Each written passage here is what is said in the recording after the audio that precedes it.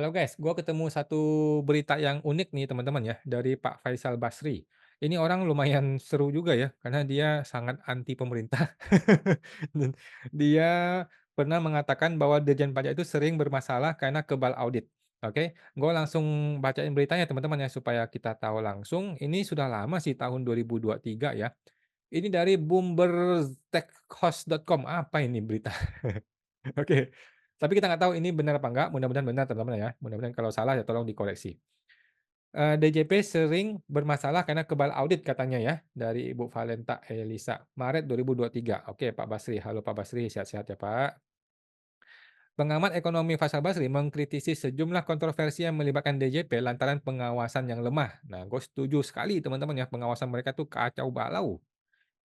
Tugas mereka untuk mengawasi wajib pajak, tetapi mereka tidak ada yang mengawasi ya. Kalaupun ada, lolos semuanya.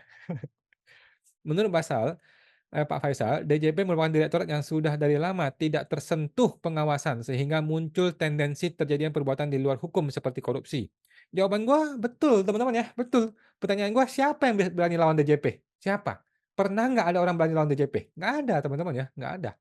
Kecuali pengadilan pajak. Kalau pengadilan pajak kan ya begitulah. Ekonom Universitas Indonesia ini mencontohkan betapa sulitnya BPK ya untuk masuk melakukan audit lantaran harus dapat izin dari Kementerian Keuangan terlebih dahulu.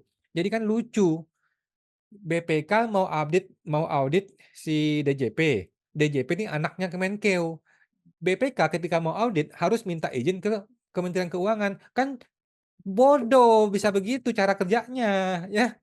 Mana ada bapak yang mau biarin anaknya diaudit oleh orang luar, kemudian disalah-salahin sama orang luar, kan nggak masuk akal, ya, nggak masuk akal, gitu loh. Masa gue mesti audit BPK, gue mesti izin sama bapaknya BPK, mau mau mau audit DJP, gue mesti izin sama mamanya si DJP, Kementerian Keuangan, ya pasti jadi masalah, pasti dipersulit dong. Hal seperti itu aja negara ini nggak bisa benerin, gitu ya. BPK tidak masuk mengaudit sesuai tanggung jawab konstitusinya, kata Pak Faisal. Tidak bisa, harus izin Menteri Keuangan dan minta izinnya lama. Ya pasti lama lah, pasti dipersulit lah. Ngapain Kementerian Keuangan kasih lu izin cepet-cepet untuk mengaudit anaknya dia? Kan nggak masuk akal. Ya. Sehingga pernah dibawa ke MK ya untuk membatalkan atau menerobos ketentuan yang super melindungi pajak ini, kata Faisal dalam diskusi virtual INDF. Oke. Faisal mengatakan di era pemerintahan SBY, di mana saat itu Menteri Keuangan juga dijabat Sri Mulyani ya, Faisal termasuk salah satu orang yang ikut menggugat aturan ini ke MK. Oh, Pak Faisal baik sekali ya, mau membantu wajib pajak ya untuk membantu BPK ya untuk menggugat ini ya. Bantu kita dong Pak menggugat DJP Pak. Kita sudah lelah Pak. Yang somasi Prof. Anwar Nasution, Ketua BPK. Wih, langsung Ketua BPK, yang juga dari LPEM FEUI. Saya juga mantan Kepala LPEM UI ya, yang menuntut agar DJP tidak kebal dari audit. Kami kalah total katanya. Mampus lu, mampus rasakan lu wajib pajak ya. Anda semua mau melawan DJP. Tuh, Faisal Basri aja kalah, mau gimana lu? Gimana gue? Siapalah gua? Bercanda guys ya. Ini kan hukum ya. Kita patuh pada hukum. Ketua MK waktu itu Pak Jimli, ya Pak Jimli lagi. Ia pun mendesak perlunya audit khusus untuk DJP agar lembaga tersebut bisa lebih kredibel dan transparan. Setuju, teman-teman yang setuju banget ya. Sekarang tidak transparan, bagaimana? Tidak kredibel, bagaimana? Siapa yang bisa mengawasi DJP sekarang ini? Tidak ada. Ya, BPK lolos aja tuh kemarin dia bilang kami melanggar hukum, tapi BPK-nya lolos auditornya, katanya si oknum. Ya matilah kita kalau gitu. Ia juga mendorong lembaga seperti KPK untuk meningkatkan pengawasan terhadap DJP, terutama jika terdapat indikasi PNS yang memiliki gaya hidup yang mewah. Aduh, sekarang mah udah pinter mereka.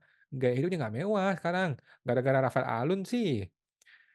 Seharusnya di level unit kerja pemerintah sudah ada early warning system yang bisa memantau kalau sewaktu-waktu ada pegawai yang pamer gaya hidup mewah, suka belanja, itu langsung ada radar peringatan. Jangan sampai gini nih, gaya hidup mewah jadi suatu kelaziman yang dianggap wajar, gitu. Oke. Jadi, sekarang gini loh Pak Faisal, kan sudah ada Cortex, ya, sudah ada Cortex System yang katanya, DJP bisa mengakses data keuangan atau data rekening semua wajib pajak. Pertanyaannya, apakah data rekening para petugas pajak itu diakses atau tidak diakses? Jawabannya, tidak pernah ada kasus ya, tidak pernah ada kasus petugas pajak kena masalah pajak, nggak ada ya, nggak ada tuh jeruk makan jeruk tuh. Tetapi kan faktanya di lapangan kita sering dengar ya, entah itu bohong, entah itu benar ya, ada orang-orang yang disuap, kasih uang dan sebagainya, dan gue sendiri pelakunya. Tetapi dulu teman dulu ya, dulu, sekarang udah enggak gitu ya.